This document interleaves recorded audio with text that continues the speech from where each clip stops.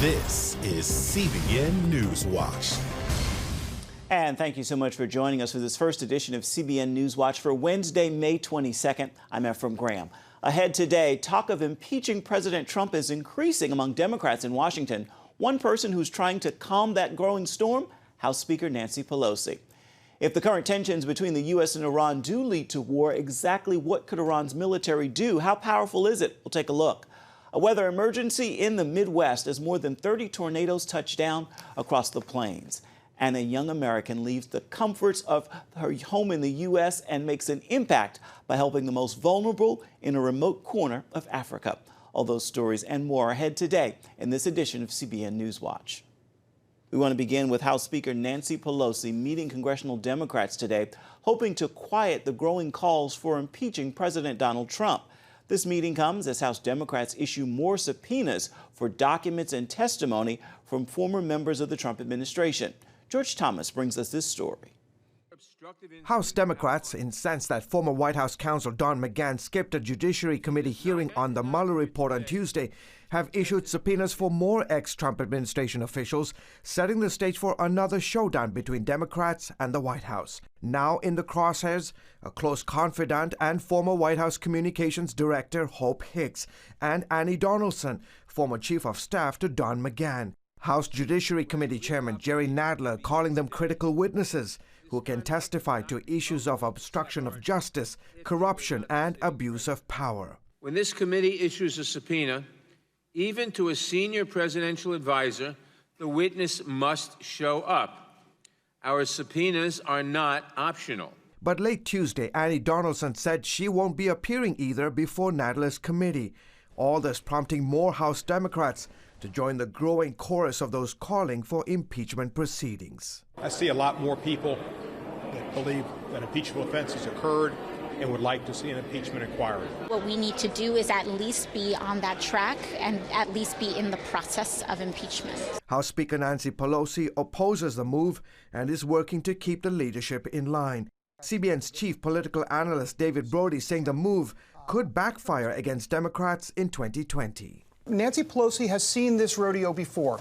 Back in the 90s, the late 90s, with Bill Clinton, and his approval numbers after being impeached went up. She's afraid that that's exactly what's going to happen with Donald Trump. She wants to stop that. For now, Republicans are pushing back. When you abuse the committee process, as we have seen this year, by rushing to subpoenas, not taking an accommodation process, and we've seen this from day one. Pressure is also mounting on Special Counsel Robert Mueller to testify about the Russia investigation, but reports say he's reluctant to enter the political fray. House Democrats signaling they'd be open to both public and private testimony. Meanwhile, a looming court battle over President Trump's financial information comes as the Washington Post reveals an internal IRS draft memo from last fall, urging the agency to turn over the president's taxes unless executive privilege is invoked. Trump firing back at all these investigations, calling it a fishing expedition by Democrats who want a do-over after he says the Mueller report found no crimes. George Thomas, CBN News.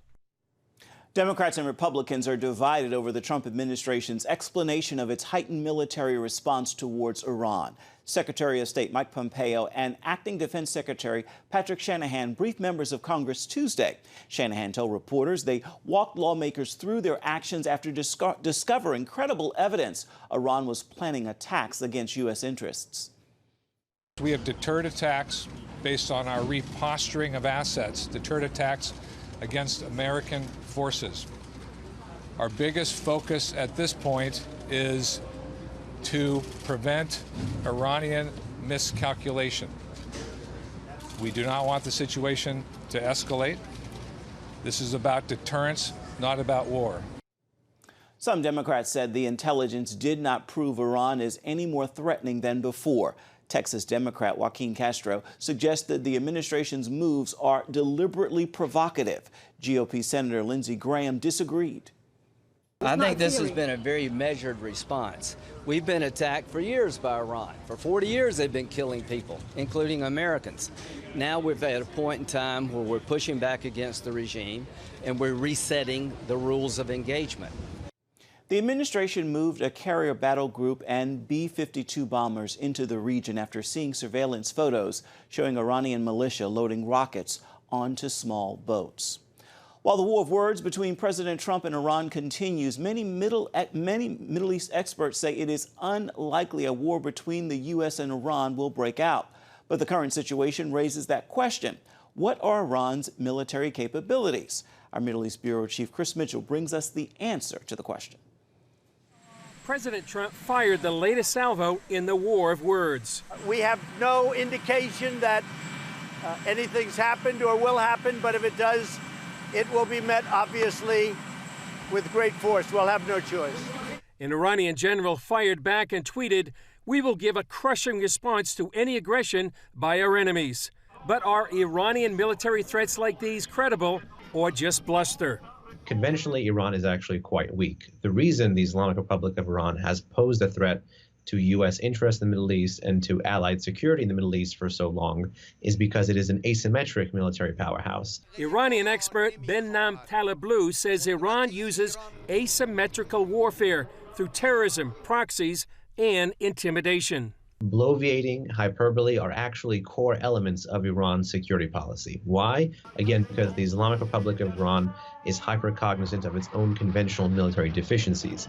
And when Iran knows it can't win the battle of capabilities, it looks to win the battle of resolve. Middle East expert Jonathan Spire says Iran's strength lies in its proxies throughout the region, like the Palestinian Islamic Jihad that recently launched hundreds of missiles into Israel. They have this array of political, military organizations, many Hezbollahs, so to speak, of which Lebanese Hezbollah was the prototype, across the region. Very committed, very well indoctrinated, sometimes well trained young men who are available, non-Iranians for the most part, who are available for military tasks. One flashpoint for Iran's asymmetric warfare is the capability to close the Strait of Hormuz, where much of the world's oil passes through, just off the coast of Iran. It's exceptionally vulnerable. However, Iran doesn't have the capability to keep the strait closed. It has the ability to block it, and the U.S., through overwhelming military superiority, could open it. The one military arena Iran holds an edge is its ballistic missile program.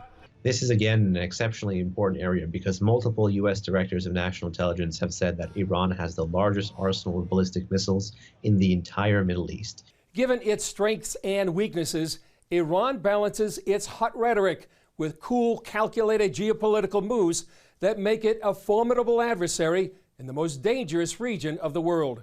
Chris Mitchell, CBN News, Jerusalem. I want to turn now to the weather. An emergency in the Midwest as more than 30 tornadoes touched down across the plains. 2 deaths have been blamed on the severe weather. High water rescues are playing out across the region, with first responders searching for those who remain trapped.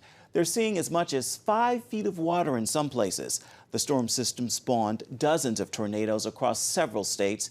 Mangum, Oklahoma took a direct hit. Some have lost all they own. One couple had just moved into their new home. We got nowhere else to go now. I mean, put all our money into this house, and now we're here. We got to figure it out. And our Charlene Aaron is following this story for us and joins us now with more. So now I understand the governor of Missouri has declared a state of emergency. Tell us about that. That's right. Missouri had already had a lot of flooding earlier this year, and Governor Mike Parson has now asked for federal aid to help local governments and nonprofit agencies in 13 counties recover from devastating flooding and severe storms that occurred from March 11th to April 16th. The declaration makes federal assistance available for the repair of roads, bridges, and other public infrastructure, along with emergency response costs associated with the flooding and the storms. Now, forecasters say more wild weather is expected. That is right. That is right. Well, severe thunderstorms will remain a threat in the plains and the Midwest into late this week, and damaging winds, large hail, and a few tornadoes are possible.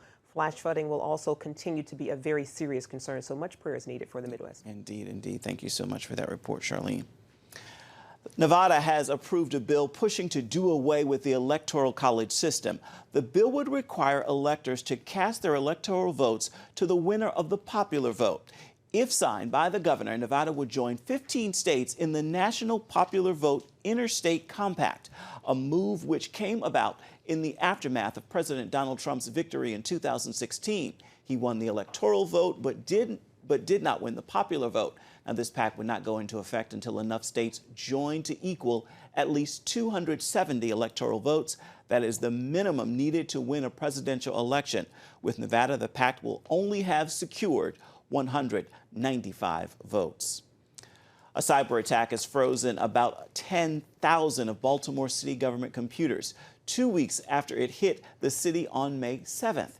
Hackers demanded ransom to unlock the computers, but the city has not paid. The Wall Street Journal reports the FBI is investigating the attack.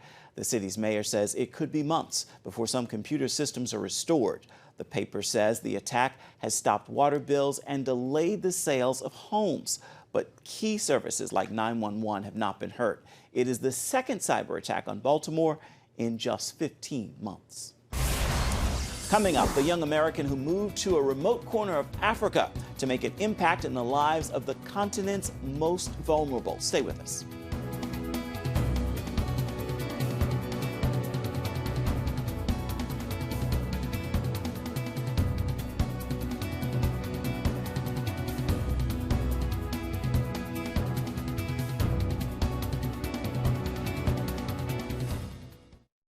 People want to know, is there a plan and how do you find it? CBN presents The Plan. 8 keys for understanding God's will for your life. We're going to talk about God's plan for your life. Is there a plan for everyone's life? In Pat Robertson's latest teaching, you'll discover the secret to knowing and living out God's unique purpose for you. The plan of God will be unfolded in your life in ways you couldn't believe possible. In The Plan, Pat reveals the principles to understanding God's will so that you will be filled with peace, provision, joy, and satisfaction. Plus, see amazing stories of how others are living out their individual purpose intended by God. God is faithful, and we did what He told us to do. Live the life God has designed for you. I hope that God works out a plan in you that will bring blessing, joy, peace, and happiness. Get the plan. Call 1-800-700-7000 or visit CBN.com. Remember for a moment what it was like to be a child. You believed every story you were told. You saw a world full of endless possibilities. What stories will the world's orphaned and at-risk children believe? We believe the Bible tells the only story truly worth believing. We believe that every child should have the opportunity to dream, the chance to take challenges and turn them into possibilities, the chance to stand on the promises of God, to recognize their place in the greatest story ever told. They have their whole lives ahead of them. Theirs is a world of endless possibilities. They are looking for a story to believe. We will tell them that story.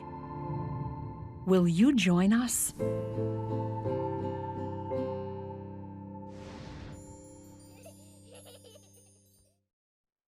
Get the top political news and analysis from Washington on Faith Nation, tonight at 6 Eastern, only on the CBN News Channel.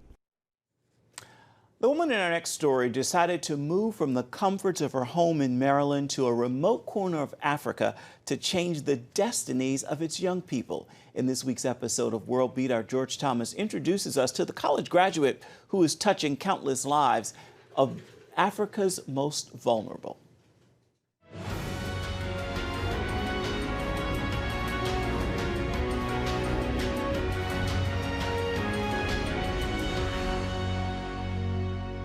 Hello everyone, welcome to World Beat, where we show you what's happening in the world and how you can pray about it. Get this, a staggering 90 million African children are currently right now not in school. According to the United Nations, 1/5 of children between the ages of 6 and 11 are out of school. In fact, almost 60% of those between the ages of 15 and 17 are not going to school at all. And when you break down the ratio between boys and girls, the numbers are even sobering. Experts say some 9 million girls between the ages of 6 and 11 will never attend school at all, compared to 6 million boys. Despite all the progress made, millions of children, often forced to work at a very early age to sustain a family's livelihood, will never get the education or early child development they need to have a successful future. My next guest is She's trying to make a difference. After getting her bachelor's degree, American Samantha Knob moved to Livingstone, Zambia to bring education to the underprivileged and at-risk children. Samantha is CEO of Free Haven Community Initiative, where she says her mission is to, quote, build a safe, accepting, loving environment where vulnerable children can come and receive education, life skills, nourishment, counseling, and a spiritual foundation in Christ, free of charge.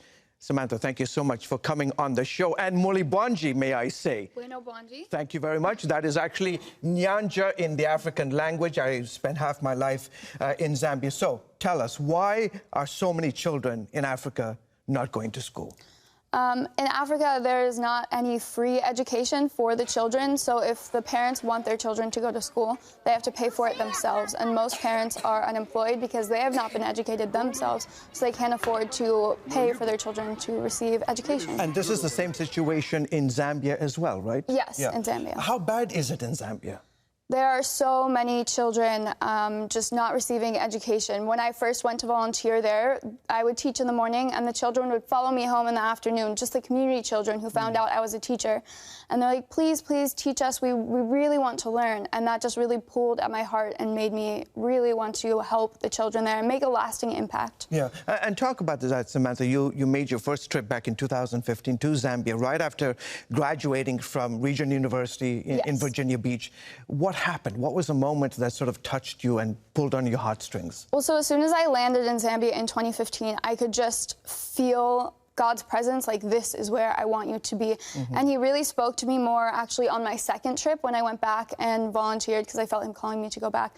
Through the children who followed me, they were just so hungry and passionate about learning, and they just really needed love, and they needed people to show them God's love, and that's really all they wanted, just to be loved and to learn. So Free Haven Community Initiative started actually in 2018.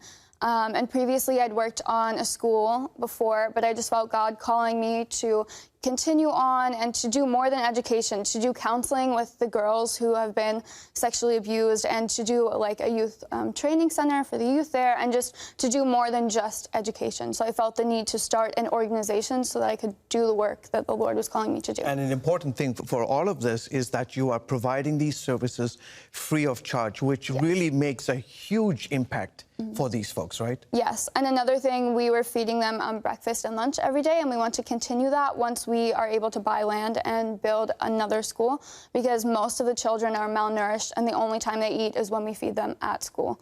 Talk about some of the things, some of the issues that you are working to address right now and also in the future. So right now we have a sponsorship program. We have 100 children, vulnerable children in Livingston, and they're sponsored to go to 19 different schools in the area. So that's what we're doing now. But in the future, our hope is to purchase land so that we can build our own school and have our own place to do counseling, do education, do life skills training. We want to teach the children how to garden, and they can grow their own food. So that is our plan for the future. And you decided to go all the way to Livingston. Are you afraid? Do you get homesick? I'm not afraid, because I feel like I'm right where God wants me. So as long as I'm doing what he has for me to do, he will be with me and protect me. Are you going to spend the rest of your life there? I think so. At this point in my life, I feel that's what God is calling me to do. Yeah, so. Fantastic. And if folks want to get involved in what you guys are doing there, how can they get involved? One major thing that would really help is prayer. We really need prayer and support. That would be amazing. Once we get the school up and running, we would love volunteers. But mainly right now, we just need to raise the funds so that we can build the school. And God has provided in the past. We know that he will continue to provide. But yeah, if people can visit our website and just check out, there's more information there. Yes. Thank you so much for all that you're doing for the Kingdom of God in Africa. And thanks for coming on the show. Thank you. Well, folks, that is it for today's edition of World Beat. Until next time. Goodbye, and God bless you. Now, back to Newswatch.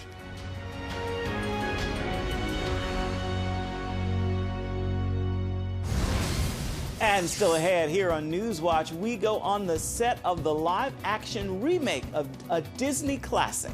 We're taking you to Aladdin. Stay with us.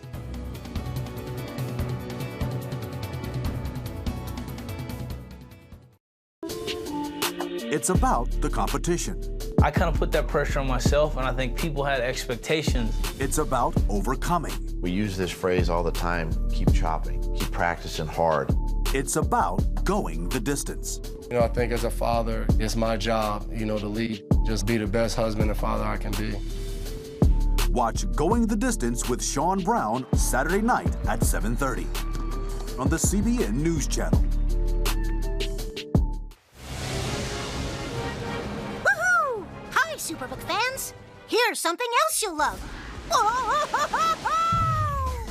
It's the new Superbook Bible app. It's packed with games, activities, and Superbook episodes that you can watch for free. Oh, no! There's trivia, a fun daily devotional, and answers to your Bible questions. Plus, an easy-to-understand Bible the whole family will enjoy. You can even create your own Superbook character. Ta-da! Whoa! Millsburg Falls man, come. Sorry, pardon me. Sorry, excuse me. Ouch! Are you getting this? Earn super points to win daily prizes, too. And so much more! Time to get back to my adventures. See you soon! It's the new Superbook Bible app. Free downloads on iTunes, Google Play, and Amazon. How can you find God's plan for your life? CBN presents The Plan, 8 Keys to Understanding God's Will for Your Life. In Pat Robertson's latest teaching, you'll discover the steps to take in following God's plan, how to know for certain when God is leading you, how to get rid of spiritual blindness and see God work. God said, I've got a plan to give you a future and a hope. Get The Plan. Call 1-800-700-7000 or visit cbn.com. Come home to the Southern Gospel Station from CBN Radio. You'll enjoy a rich Southern blend of bluegrass, classic gospel, and Southern Gospel favorites. CBN Southern Gospel. Available now at cbnradio.com. Check out the CBN News Daily Rundown podcast each weekday with me, Caitlin Burke. Click on the show tab at cbnnews.com where you can listen and subscribe. With the Avengers Endgame still boasting big numbers at the box office, the summer blockbuster season is off to a hot start. And this week, Studio 5 takes a look at what else is heating up the big screen this season. Prince Ali, fabulous, he, Ali, Ababa. Show some respect, boy, genuflect, down on one knee. Just as Disney's live-action remake of Aladdin readies for release, Give me a selfie camera quickly. the cast and crew return here to where it was shot in Amman, Jordan. It's like we never went home. I know, right? I love it here, man. This was such a good choice. We out there in Wadi Rum in the desert. It was just peaceful and serene and beautiful, and we got paid for it, which was really wonderful to be able to. That was our job. That was at work. Yeah, it was a job, and by the way, the reason we chose this place is because it looked nice. Hey, can you make me a prince? There is a lot of gray area in Make Me a Prince. I could just make you a prince. Oh, no. Right, you'd be snuggled up with that dude for the rest of your life. Y'all see my palace? Be specific with your words. The deal is in the detail. Got it. And the stars take Studio 5 behind the scenes, remembering the movie-making experience. It greatly affects actors when they're in an actual place and not a built set. And I also think the audience can feel the energy of it. I mean, something like Jordan, obviously with Petra being one of the 7 wonders of the world, you can't fake that energy, that feeling you get.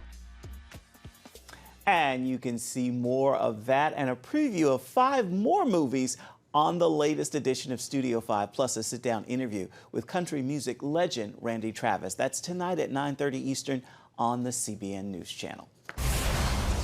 Coming up, the gospel is reaching children in Siberia through CBN's Superbook. We're going to show you how Superbook clubs will help these children learn more about the Bible when we come back.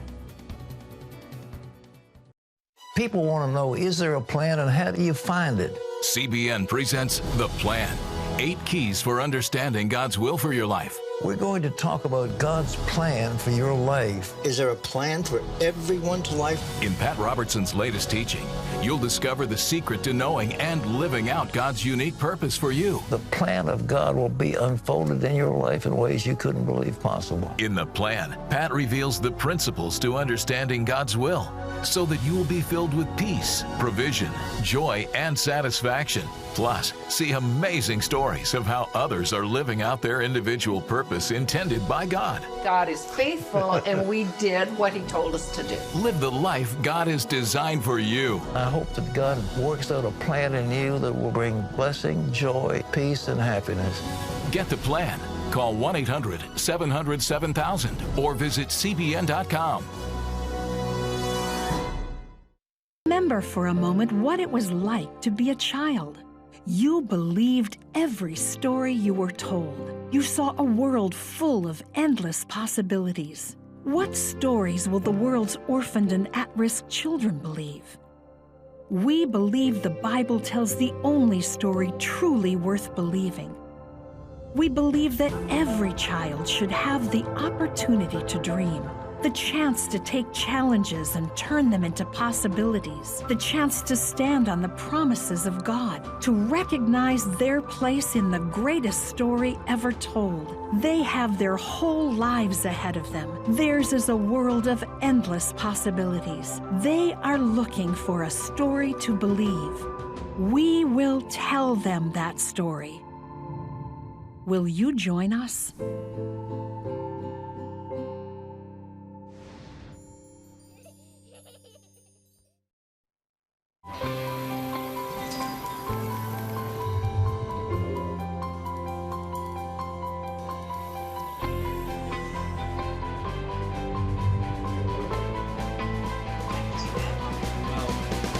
I am Region's first ROTC graduate student.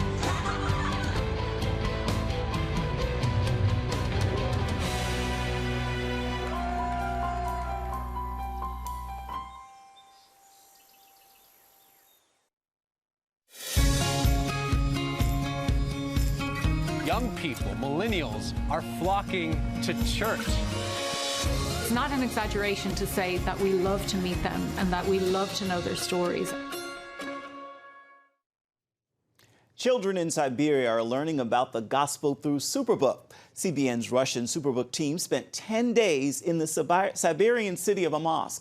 The group hosted 12 events aimed at sharing the gospel. Many of those children had never heard the good news. More than 600 watched the story of David and Goliath and took part in other Bible learning activities. As a result, 5 new Superbook clubs are opening in the area, giving even more young people the opportunity to learn about the Bible. And you can learn more about what CBN is doing around the world by going to cbn.com/international. It's time now for your Wednesday word, and today's word is patience. Know this: the situational crisis you are ready to walk away from is a platform for the hand of God to work a miracle. So be patient and know He is working it out for your good. Just as you are ready to walk away, He is prepared to walk directly into it. With that word, make today a wonderful Wednesday. Well, that will do it for this first edition of CBN NewsWatch. Remember, you can always get more of the issues you care most about at cbnnews.com. You can also watch CBN News programs anytime on the CBN News channel. We'd love to know what you think about the stories you've seen here. You can do that by emailing newswatch@cbn.com. And of course, you can reach out and touch us on Facebook, Twitter, and Instagram. Make it a wonderful Wednesday. We'll see you back here same time tomorrow.